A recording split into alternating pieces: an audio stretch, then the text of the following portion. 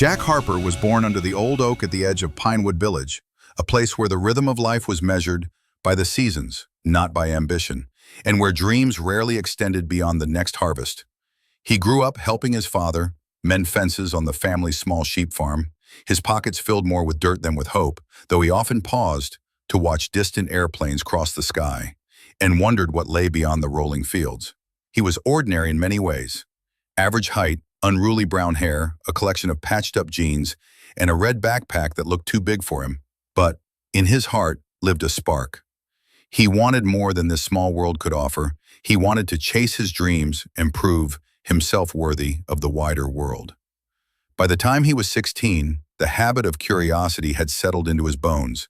He'd spend evenings with his grandmother, May, her voice soft and measured, telling him stories of her own youth in a city she had left behind to raise her children in Pinewood, and of the university she'd abandoned when Jack's mother was born.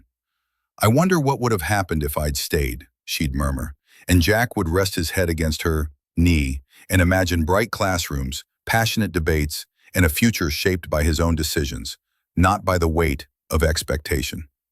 But in Pinewood, expectations were powerful. His father expected him to join the work. His teachers expected him to follow his father's path. His friends expected him to stay. And the village, quiet, close-knit, unchanging, expected the same. Jack felt himself split in two.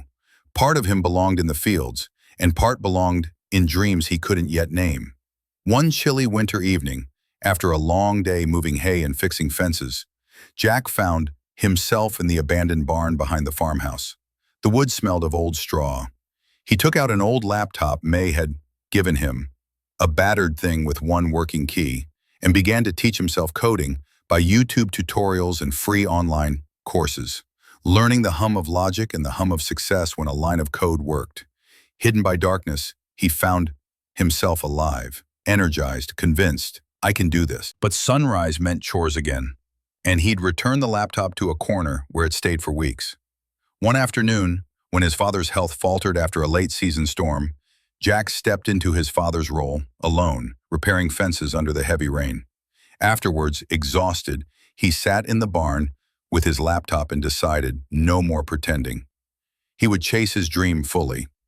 With May's encouragement, he began, staying up late to build a portfolio website showcasing simple applications he built: a to-do list, a weather app, a local diary app aimed at connecting farmers with town buyers.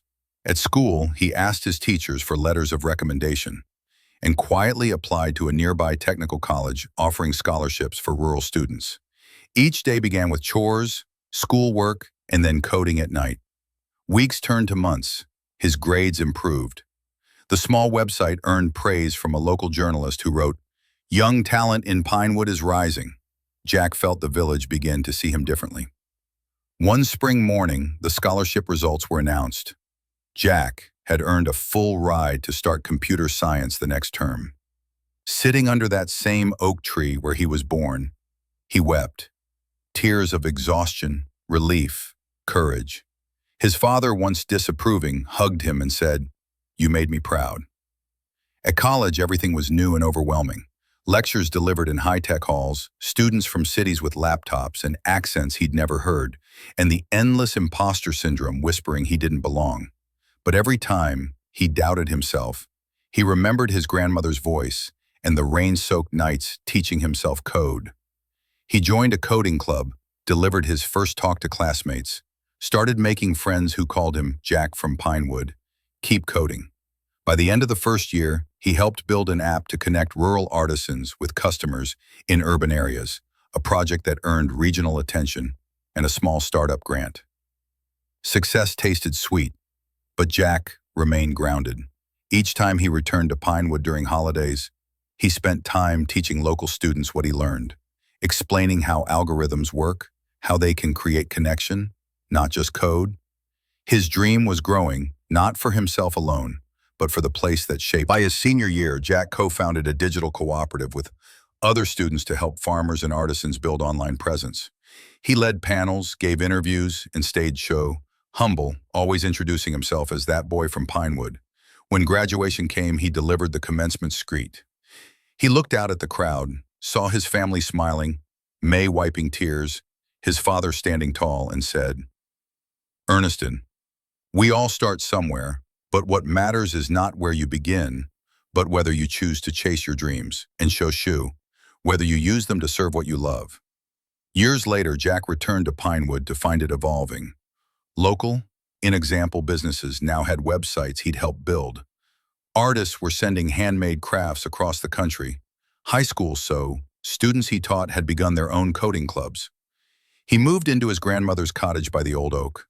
Each morning he walked the same path he had once imagined leading away, now seeing it as the path that led him, in example, back, with impact, with purpose, with wild humility.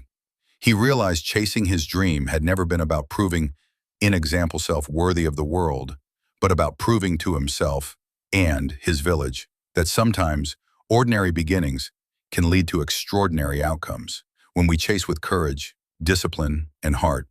He smiled at the sky and, in example, whispered, "Thanks for taking me home."